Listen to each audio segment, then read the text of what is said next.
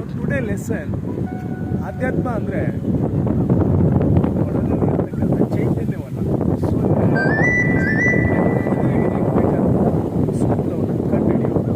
ಏನಪ್ಪ ಎಷ್ಟೆಲ್ಲ ಜನ ಎಷ್ಟೊಂದು ಚಿಂತಾಕ್ರಾಂತರಾಗಿದ್ದಾರೆ ಅಂದರೆ ನೆಮ್ಮದಿ ಇಲ್ಲ, ಶಾಂತಿ ಇಲ್ಲ, ಸಾಲ, ಕಿರಿಕಿರಿ, ತೊಂದರೆ ಇವೆಲ್ಲ ಯಾಕೆ ಆಗ್ತವೆ ಅಂದರೆ ನಿಮ್ಮಲ್ಲಿ ಇರ್ತಕ್ಕಂಥ ಪ್ಲ್ಯಾನೆಟ್ಗಳ ಒಂದು ಬಗ್ಗೆ ನೀವು ಕಂಡಿಡ್ಕೊಂಡಿಲ್ಲ ಇದುವರೆಗೂ.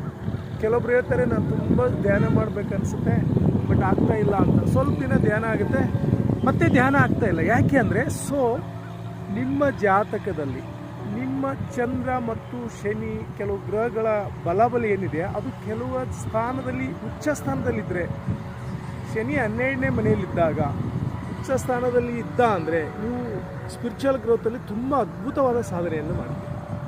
ಅದೇ ರೀತಿ ನೀಚ ಸ್ಥಾನದಲ್ಲಿದ್ದಾಗ ಎಂಥ ಗುರುಗಳು ನಿಮಗೆ ಸಿಕ್ಕರು ಕೂಡ ಸ್ವಲ್ಪದರಲ್ಲೇ ಧ್ಯಾನವನ್ನು ನೀವು ಕೈ ಬಿಟ್ಬಿಡ್ತಾ ಇದ್ದೀರಿ. That I observe lot of ಶಿಷ್ಯರನ್ನ ನೋಡಿದ್ದೀನಿ ಅಲ್ವಾ, ಧ್ಯಾನ ಮಾಡ್ತಾನೆ ಇಲ್ಲ ಅವರು.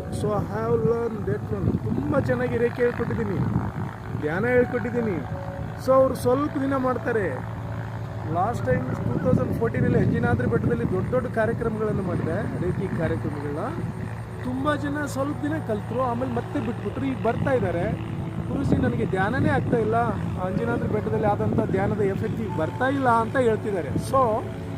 ಅವರ ಜಾತಕವನ್ನು ನೋಡಿದಾಗ ಪ್ಲ್ಯಾನೆಟ್ಗಳು ಎಲ್ಲೆಲ್ಲಿದ್ದಾವೆ ಅಂತ ನೋಡಿದಾಗ ಅಲ್ಲಿ ಡಿಸ್ಟರ್ಬ್ ಆಗ್ತಾ ಇದೆ, ಬೇರೆ ಬೇರೆ ಪ್ರಾಬ್ಲಮ್ಗಳು ಕ್ರಿಯೇಟ್ ಆದಾಗ ಅವರು ಆ ಒಂದು ಸಮಸ್ಯೆಯಲ್ಲಿ ಬಿದ್ದು ಈ ಸ್ಪಿರಿಚುವಲ್ ಗ್ರೋತನ್ನು ಧ್ಯಾನವನ್ನು ಬಿಡ್ತಾ ಇದ್ದಾರೆ.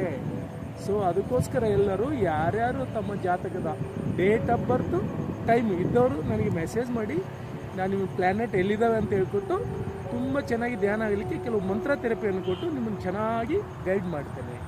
Okay, thank you. ಮತ್ತೊಂದು ವಿಡಿಯೋದಲ್ಲಿ ಭೇಟಿ ಆಗ್ತೀನಿ. ನಮಸ್ತೆ.